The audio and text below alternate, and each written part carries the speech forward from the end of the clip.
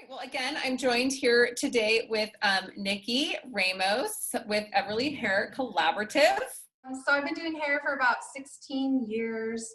I'm an educator for John Paul Mitchell systems. So what that means is I travel around to different Paul Mitchell schools and also salons that carry our products and do classes and demos for hairstylists. And I am a salon owner. I just opened up my salon not even a year ago in Midtown, Sacramento, California. Awesome. And how many stylists do you have at your salon? There's 6 of us. It looks very empty right now, but again, we're filming this during the pandemic that's happening all around the world. So yeah, it's been a quiet place there, I'm sure. And you've been an educator with John Paul Mitchell Systems for 5 years? No, actually, I've been with them for 11 years. Okay. Yeah, so the majority of my career, I've been an educator, really. Do you educate on a specialty, or do you educate pretty much anything and everything? When I go into local salons, I do pretty much anything from hair cutting, color to styling. When I go to Paul Mitchell schools, my specialty is hair color, and that's my specialty in the salon as well. If you could, do the one thing all day, every day, you mentioned color is your specialty. Is there a particular color method or thing that you really like to do? Anything that involves blonde is my favorite. I love doing highlights and balayage specifically. I would say if I just had to do one thing, it would be highlights. There's some sort of rhythm that I get into when I highlight and I foil hair. So I could do that all day. Yeah. And do you do like both methods? Do you do the painting? Okay. Yeah, all of it. It's just about customizing it to what a guest wants and their needs and their goals for their hair. Sometimes guests come in and they want balayage or hand painting, but foil work really is the best way to get them to their particular goal. So it's really important to know both. I wanted to come in and get my hair hand painted, but you're like foiling. What's the difference? How? Yeah, so the difference is with balayage, it's an open air process and the product is painted on the surface of the hair. So you're getting more of like a sun-kissed look. So if somebody has dark hair and they're wanting to get it as light as possible, smaller sections in a foil, because the product is kept incubated, it will get lighter than if it's hand painted. So that's one of the determinations is the fabric of your hair, the texture, the density, how dark it is. If you have artificial color on it already, all of those factors are coming into play. So as a hairdresser, it's not just as simple as, hey, I want some highlights, or hey, I'd like balayage. We have to think of all of these different factors to decide what application technique is going to be appropriate for your hair. So it's completely custom. It should be. Right. Now, if someone comes in and they want beautiful, we won't give away your natural hair color, but if they wanted your gorgeous blonde color, and they're like, oh, this doesn't happen overnight, what's that process look like? Yeah, I get that a lot. A lot of people do want to be solid blonde. What that process looks like is different for every single person. So we've got to dive into your hair history to see what your hair has been through, because it is a damaging process to have this much blonde in your hair, no matter which way you swing it. But most importantly, it's a commitment. So I have to get my hair touched up every 4 weeks. So I need to make sure that if you want to be solid blonde, you're able to commit to that appointment time and be consistent. The upkeep to having this blonde hair is essential because of the damaging nature of the service. I do deep conditioning treatments on myself. I use a violet-based shampoo once a week to act as like a temporary toner. So there's just so much that goes into it that I don't think a lot of people really understand what a lifestyle being blonde really is and what it takes. So I try to just be really upfront and honest with people so that they understand it's going to be a journey with your hair colorist, whoever's doing your hair. We can't wave a magic wand and make it happen overnight. Sometimes it takes a year to get somebody from brown. They've been coloring their hair brown for so long, and to get them to where I am. And sometimes it takes a haircut to get there too. So it's all about just sitting down with a person and both parties being really honest and transparent through the consultation. People can't really understand the difference between warm and ash, and explaining it to their stylist, they're like, I don't want to look orange, but what does that mean? And then sometimes they're like, it's too gray. Like they can't really articulate that tone of blonde that they want. Do you have any suggestions for that? I do actually. The easiest way to help identify that is using filters on your phone. So I could have the guest take a selfie of themselves and then put a cool filter on it and put a warm filter on it to help them understand what the hair looks like with both temperatures. Your journey, your hair journey, 16 years ago, little Nick, what kind of got you into this whole beauty crazy industry, and what's kept you for 16 years? Sure. Yeah, I started hair school when I was 18. So I had recently graduated high school, and basically my mom was like, you have to do something with your life and you need to figure this out now. So are you going to go to college, or are you going to do a vocational school? I didn't really want to do anything. I kind of just wanted to chill out before I started my adult life, but that was not an option at my house. So she told me she was going to enroll me in cosmetology school. And the first, thought, I said, no, I don't want to do that. And she said, well, you like getting your hair colored. Maybe you'll like coloring other people's hair. I kind of fought about it, but she gave me a choice. She's like, I'll have you, start school. If you don't like it, then you can quit. It's no big deal, but I want you to try it. So I tried it and I stayed. I graduated, I got my license. So I just kind of learned to love it. And I really like challenges. I like puzzles. So it just felt like hair color was very challenging, and I liked that challenge. So I stuck with it and kept going.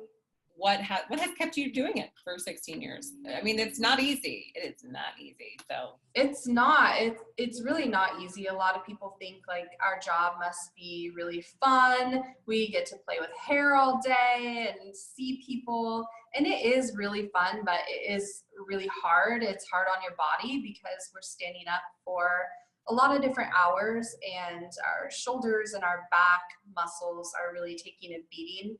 So I think just what's kept me here and going is my clients. I mean, I've had clients that have followed me from my very first salon job. They still come and see me. So it kind of gets to the point where these people are like family to you. Some of them I see every 4 weeks, and sometimes that's more than I see my family. So, that is the reality. And so these people, you get a glimpse into their life and learn more about them, and then they learn more about you. And it's just this close connection to where you feel gosh, this is so much more than a job and a career. This is an opportunity to really connect with people and to learn more about people and celebrate everybody's differences. So I think that's kind of what keeps me going. It's not always the fun of playing with hair. It really is just the connection to the people. Because people are very attached to their hair, very attached. So it's almost, they say we're not doing rocket science, but you're damn near close to brain surgery because you mess up someone's hair. And later on, I'm going to learn how she created these gorgeous curls in her hair today. I faced a lot of challenges because I've been doing this for so long.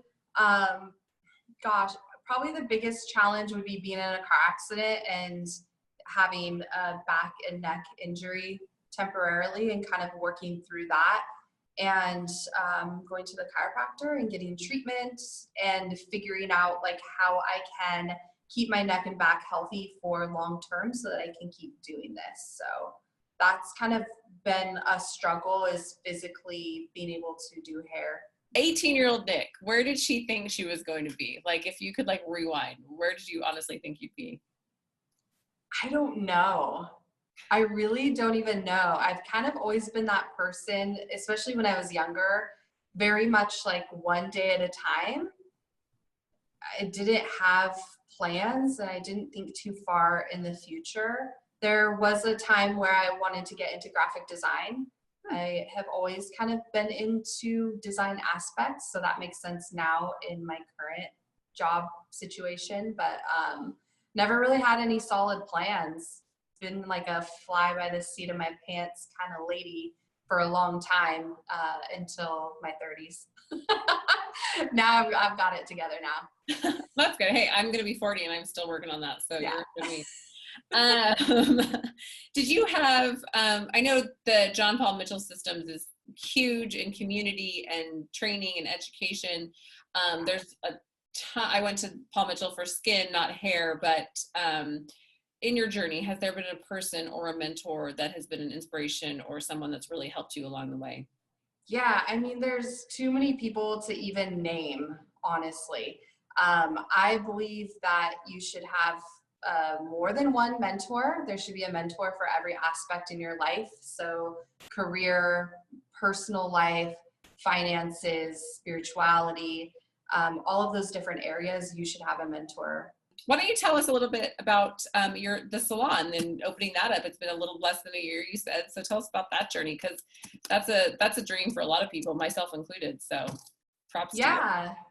Yeah, it was kind of unexpected. It came at a certain season in my life, and it just felt like the right next step for my career. So I opened this salon. It used to be a barbershop. So the cool thing is that not only did it have the original brick behind me, which I love, but it also had the electricity and the plumbing already built in.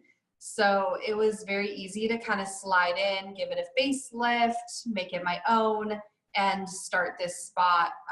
My vision for it is that all of the hairstylists who work here, the creators, they can have their own place to run their own business. So it's not that they're under me, they're not working for me, they really are truly independent, building a business for themselves. And that's really important for me to empower people to be able to grow their business. So this is just a place, like a place for all of us to collaborate and get together and do hair, but also grow ourselves as business people. Yes, so tell us, Nikki wants to share, which is amazing, some great hair tips and tricks for hair maintenance at home. Yeah, so later I'm going to be doing a demonstration of how to curl and how to do like a beachy wave on your hair. And the whole topic is protecting your hair from heat. So when you're using heat on your hair, there's two parts to this. There's the protection, but there's also the repair. So you've got to make sure that you're taking care of your hair and repairing it in between using the heat. So a few different products that I like to use is Paul Mitchell Nero. And this is a shampoo and a conditioner that is perfect for people who are heat dependent and use it frequently, because it's going to help repair your hair from all the heat. It's going to help prevent split ends, seal your ends, etc. So that's really important. On my hair, I religiously do a deep conditioner once a week. I never skip that, ever. And I don't think anybody should. Deep conditioner is an important part of self-care, and it's going to help set up your hairstylist for success, especially if they're coloring or chemically treating your hair. The more you treat your hair at home, the better result you'll get from your hairstylist. One of my favorite deep conditioners to use, because I do curl my hair probably all the time. I wear my hair curly more than I do straight. But there's a Nero treatment to use as well. So it's a treatment that you put in your hair after shampooing, leave it in for about 10 to 15 minutes while you shave your legs, and that's going to help repair any damage, moisture loss, and also add in some protein from the heat damage that you do to your hair. And then when you style, you're using all of your protection. So always remember, it's the repair and the protect that go together. So getting yourself a system, whatever that looks like to you, consult with your hairstylist to figure it out. But having a system, having that routine of doing your deep conditioners every week it will really make a huge difference in the way your hair looks and feels. I need that. I'm like, add to cart, because yes. in my life. I promote self-care all the time, and I even do like Sunday mask days, and I don't know why I don't do a hair mask on Sunday mask days. So what sets you apart? I mean, there are so many hairstylists out there, and what it comes down to is finding your soulmate stylist, and that's somebody who's going to listen to you, but also somebody who's going to let you know what's realistic, because there are some times where somebody might come in and they want to be platinum blonde, but it's just not realistic for their hair, and I have to be the one to kind of let you know. There are other stylists that just might try to do it because we love more than anything to make people happy, but that doesn't mean that you'll be happy, because something can go wrong and your hair integrity is compromised. So I would say, you know, what sets me apart is my experience. I've been doing this for a really long time. I've seen a little bit of everything, but most of all, I just am a really great listener and a clear communicator with guests. Make sure both parties are happy. You are, and you really, I don't want to, like, this sounds bad, but you dumb it down. Like for, I'm even a licensed cosmetologist. I don't do hair, I style hair, but you dumb it down for me. Like when you're talking sometimes about your hair, like, just in this segment, I've learned things that I didn't learn in the time I went to beauty school, which is horrible. Contest to that, you're like, no, bitch, that is not going to work for you. Like, stop dreaming. You're not, no.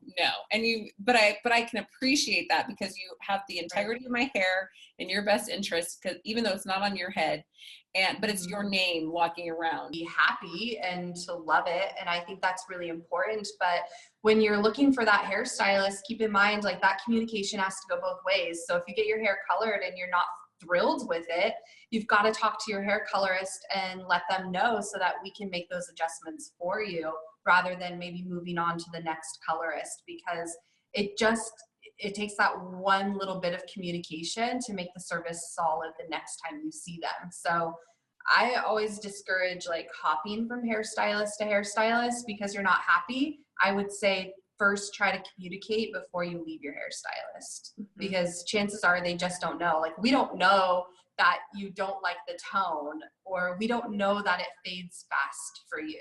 If you ever leave your hair appointment and you feel like the tone of your hair is a little too cool and ashy, that drops out in about 2 shampoos. So that's not anything I'd be concerned about. Ash is one of the first to go. And then your hair gets more warm naturally. If maybe you're using a purple violet base shampoo at home and you felt like it can sometimes build up, then to your hair colorist to do a clarifying treatment to get some of that old buildup that may be dulling your blonde, because blondes can get really dull easily. And it's not just from the purple shampoo buildup, but any product buildup, we see the dullness. Environmental things will make your hair dull as well. So something to keep in mind. Good afternoon, or evening, I guess it is. I am Morgan Merrill with Beauty, and you are watching YouCast. Today I am joined with stylist extraordinaire Nikki Ramos. Thank you so much, Nikki, for coming on today. Thanks for having me. Yes, of course. We're going to find out a lot more about Nikki, all about her hair journey, her salon, what she does, everything about Nikki today. And she is going to show us a fantastic way to curl your hair. She is joining us today in her salon, Everly Hair Co. So today we're just, like I mentioned, we're going to be talking about Nikki, and she's going to share with us her hair journey, which I love to hear about from people. And she's also going to show us a great way to curl your hair at home by yourself, for yourself. Okay. So first step is you want to detangle your hair. So having tangles in your hair before you do any sort of curling or waving is just going to make it harder. And then you'll need 1 clip. You can have any sort of clip that you have. This is like a duckbill clip. So the first step is to go from ear to ear with your pointer fingers, and you'll just slide in the middle.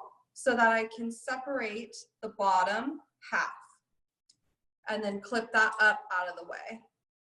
Any sort of heat on your hair, you always want to make sure that you have a protectant.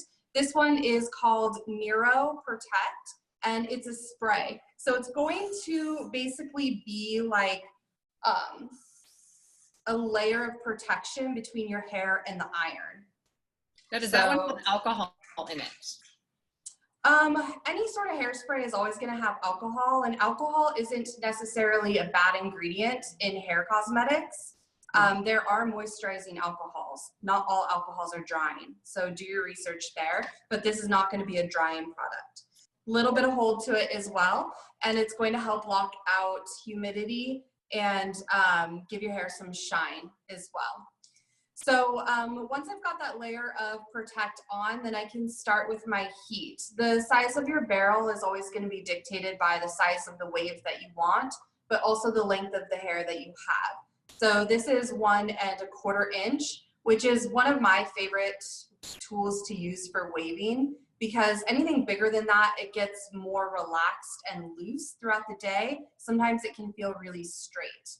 So let's talk a little bit about what temperature to put this on. It's not one size fits all. So we want to make sure that you're using the appropriate temperature for your hair type. If your hair strand, like each strand is skinny, then you want to have it on the lowest heat setting possible. So that could be like, the lowest mine goes is 280. I would say probably 320 would be appropriate for fine hair. Medium hair, go up in your heat. Coarse hair, how you know you have coarse hair is that each strand feels like fishing line. So it's not that you have a lot of hair, it's that the strand itself, like the diameter, is very thick. So Morgan, you have a lot of hair, but you've got to check that diameter because it could be deceiving. So I've got mine on 410, which is pretty appropriate. This curling iron is made by Paul Mitchell. It's a Paul Mitchell Pro Tools iron, and it has a 1-year warranty on it, but I've never had one break. So these are definitely my favorite irons when somebody asks.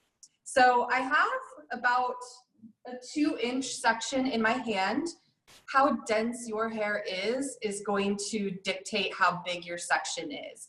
But if you're just kind of starting out with playing with curling or waving your hair, just take a section, roll with it. If it felt too big, take less, too small, take more, you know, just once. What that's going to do is smooth the hair strand and seal the cuticle to make it more silky looking.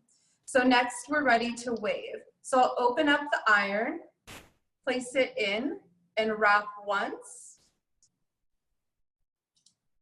and curl in. Now the tail is still out. When I touch it and I feel heat, then I'll relax, loosen, and let that go. While it's still hot, grab the little tail and give it a tug. That's what's going to make it more loose instead of a ringlet.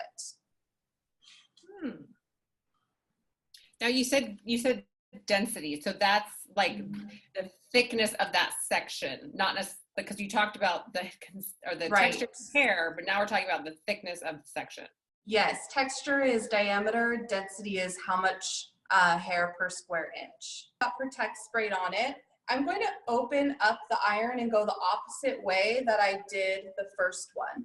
So the first one is going to be away from my face. The second one would be towards my face.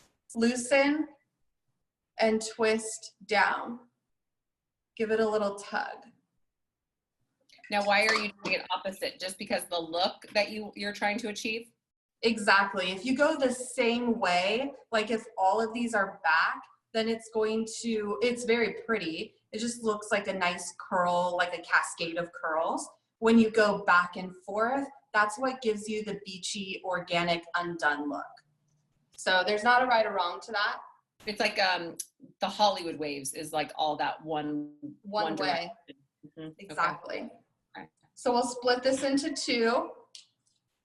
Front section, go once through to heat. Now you have the bill facing down when you're doing that. Is there a rhyme or reason for that, or no, just? I have the what facing down? When you were smoothing, does it matter which side the clip is on, if it's up or lower, or no? No.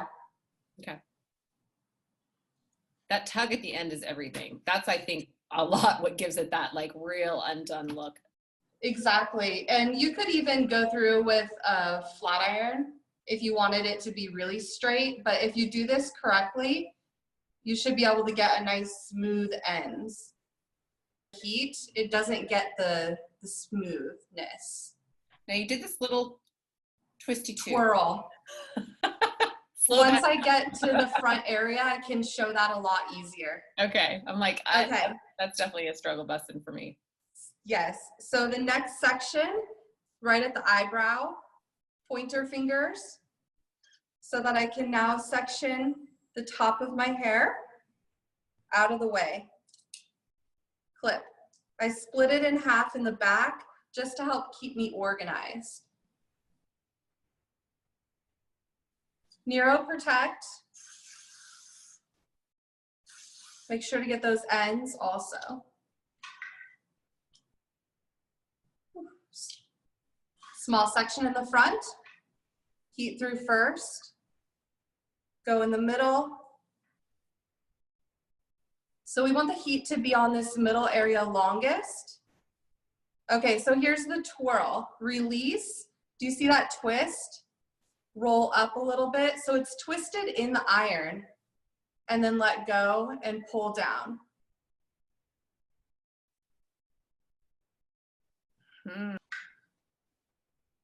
Iron. Opposite direction. When you're wrapping the hair, that tail end, does it matter if it's kind of above the hair or below the hair? Below. Right, okay. Yeah, if it's above, it will get tangled really easily. It almost looks like you're flat ironing the ends, kind of. Yes, exactly. So when you get to those ends, you're not curling them, but you're dragging them straight.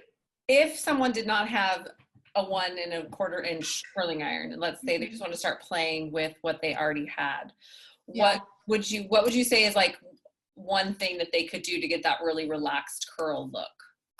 Bigger sections. So if you have a small curling iron, use bigger sections. Even if it was a lot more hair in that curling iron? Yes. Okay. Yeah, you might have to hold it on the heat a little bit longer so that it will heat through. If you have a bigger iron than 1 1/4, use smaller sections. Do you, and then around the face, are you always curling away, or is that preference? That's preference. Your haircut will kind of dictate that. Maybe for your hairstyle, it would look cute going towards because you wear it down in your face like that. It just depends on the style. Who is this maybe not good for? Like, is there anybody that's maybe shouldn't be doing this method? Really, really damaged hair, then you probably need a haircut. All sorts of length, long hair, even short hair like yours would be really cute. And because you already have naturally curly hair, you might just have to do a few touch-ups in the front and you're good to go.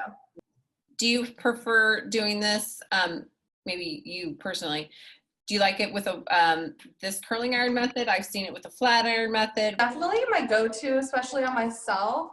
I feel like I do like using the smoothing iron to create this too. Can you slow down that flippy thing again? I'm out of the curl. Did you see the twist? So you're not really moving your curling iron in a different direction. You're just almost releasing it. Releasing it, yeah. Okay. Because I thought that there was like a twist with your wrist or something, but there is. Okay. So this releases, twist the hair. When you come out, go slow so you can straighten those ends. When you're curling your hair, just let it be because you want it to cool like this too. So try not to touch it and brush it or anything like that until all of the curls have cooled. When I'm doing this on myself at home, I'm obviously not talking, so I can usually get it done in like 5 minutes flat. If someone has a lot of hair, like myself, and I had, say I had longer hair, you would do it maybe in smaller sections this way, more sections, or no? Not necessarily, no. I Okay. would still take 3 sections regardless. Okay. It's just that section that you're getting right now would be smaller if you had more hair. Yes. Okay. What do you charge for this in salon? Like if someone came and was like, I just want my hair curled pretty. That would be with a blowout. Mhm. So $55, and that would include shampoo, conditioner, blow dry, and style. Because like I said, this only takes me about 5 minutes. If somebody gets their hair colored or cut with me and they want their hair styled like this, it's complimentary to their cut or color. So kind of check it out. See if you see any straight bits. It's easy to miss something on your own hair. Looks good to me. Mm-hmm. So let this cool and do its job. And then you can use your fingers just to rake it out. Sometimes I just put my head upside down and give it a little shake to get that tousled kind of bedroom hair. If you have frizzy hair, then I would recommend a tiny bit of an oil or a serum as you comb through with your fingers. That will help to lay down any frizz or flyaways. I think mine's looking pretty good right now, so I'll just finish it with some finishing spray. So this is Paul Mitchell Nero Finish, and it's a hairspray, and it's going to help lock in my style and keep the humidity out. So a little spray on my flyaways that I see here, just to kind of like get them to smooth down out of the way. There we go. Beautiful. Now, what if somebody did this and maybe their ends were a little looking a little more frayed or frazzled? I would just go through with my iron and hit it with heat. Heat always is going to polish the hair. So it just might mean that you didn't spend that you need to spend a little more time going slow at that end of your twist out to get some heat and polish.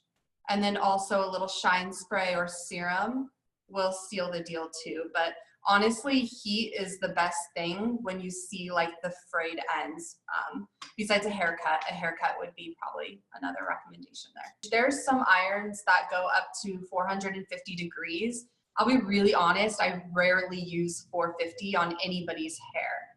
So you've got to know your hair texture and your hair type to know what kind of heat it can support, because heat damage is what makes split ends. And that's always what we complain about. And if you're trying to grow out your hair, if you have split ends, your hair is never going to get to your goal length because it just keeps splitting and fraying. So heat protection and using heat wisely go hand in hand. But temperature wise, lowest temperature would be for fine hair, medium temperature would be for medium, and then the highest would be for coarse. So I'm on 410 and I have medium hair. My iron goes up to 430. And it's good that this iron only goes up to 430. You really do not need a wand or a curling iron that goes any higher than that. I would say a lot of people are probably turning up their heat too high. Go low and slow. So I'd rather use a lower heat setting and just go slower with my smoothing iron or my curling iron. Selfishly asking, with my flat iron, I feel like I'm getting like a lot of frizz even after flat ironing. And I think mine's probably, I use like maybe 420-ish. Sure. Is it maybe because I'm getting too much hair in the flat iron? Can that? Yes, definitely. When you're using a smooth iron on your hair, you want to take smaller sections. About a 1/2 inch would be really great, especially if you have dense hair, so that you can kind of heat it through. Think of like you're ironing a shirt, a silk shirt versus a pair of jeans, of how you need that heat to go through a different density of fabric. That's the same thing with your hair. So smaller sections, you're going to get a sleeker look. What I prepped my hair with today is Paul Mitchell Nero. It's called Prime. It's a blowout primer, and it helps to give your hair shine, hydration, but also protect it from heat of the blow dryer. And it gives it some memory hold as well, so that when I use my iron, it's going to remember to stay in that formation. All right. Well, thank you so much, Nikki. Your hair You're looks welcome. amazing. And if anybody wants to find Nikki, her handle, she has it there on the screen, but it's Nikki Ramos Hair. And then you can also find her at Everly Hair Collaborative. Nikki, you have shared so much with us today. How to get a beachy, beautiful, undone wave in your hair. You've shared with us your journey, how to better your blonde or to correct your blondes. I, again, feel like I've learned so much more than maybe what I learned in 13 months of cosmetology school, which is scary, but I also have a memory of a pea. So I'm like Dory. It's like you turn a corner and I forget what I learned. So I'm definitely a learn by doer, and I have to keep doing it. I didn't really go down the hair path. So Yeah. Thank you. Thank you for sharing. And if anybody has any questions, Nikki's going to share again her all of her social information, so you can contact her. And she's really great about helping and very communicative and open. So you guys feel free to reach out to her. But excuse me, I have to say I've been going to Nikki for quite a while. I mean, I feel like we've done some hair journeys, and she, like I mentioned earlier, is always very truthful. Sometimes knocks me down off my little where I want to go, and brings me back down to reality, which I can appreciate, because like I mentioned, she has the integrity of our hair in her best interest, which is awesome. And she knows how to work with a lot of different hair styles and cuts and blondes and brunettes, and which I love that, just versatility and cutting aspects. So you've done great with my hair, and people I've sent to you, they've said great things. So if you maybe are on the fence about your hairstylist, or you've moved to the Sacramento area, or you're just you want someone that really knows blondes, please, you guys, go check Nikki out. Her Instagram is great too. She does some great videos. I love watching her videos, so definitely go check her out. And your demo that you did today, it was very, very good. I mean, I was like, all right, I can break this down. Those YouTube people, they're just like, you just go like this, and then just go like this, and then it's like this, and you're all, okay, that didn't help me at all. So thank you, thank you, thank you. What your favorite beauty product is, that one thing that you're like, you do religiously, that is your go-to? Yeah, my one thing is always going to be a deep conditioner. I do switch off which ones I use depending on what I feel like my hair needs. But for somebody who uses a lot of heat on their hair, then I recommend the Paul Mitchell Neuro Repair. And it just needs 10 to 15 minutes once a week in the shower. What's that? The cost on that one is? Oh, 25. 25. Perfect. Yeah. And I mean, again, I think that would last you a long time, because how much are you going to need of that? Not a lot. So probably about 6 months if you're being good about using it once a week. What's one thing that that's your zen, that you go to for your self-care besides your hair mask? Sometimes I just like to walk through Target.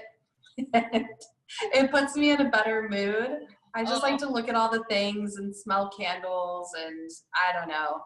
So right now that is probably it. That's when I turn my brain off and just sort of walk around. What is one thing, book, podcast, or educational piece that's like your go-to, or that you really recommend, or that you've enjoyed just for yourself? Yeah, I mean, my favorite motivational podcast is Chalene Johnson. She's a motivational speaker. She's a fitness influencer as well, but her podcast is really a blend of like health, beauty, and business. So really great for entrepreneurs. So I like that it has a little bit of everything, and I can cherry pick how I feel that day. She interviews a lot of experts as well. She had two. What is the name of the one? Build Your Tribe. Build Your Tribe. Okay. Tell us, how can people find you?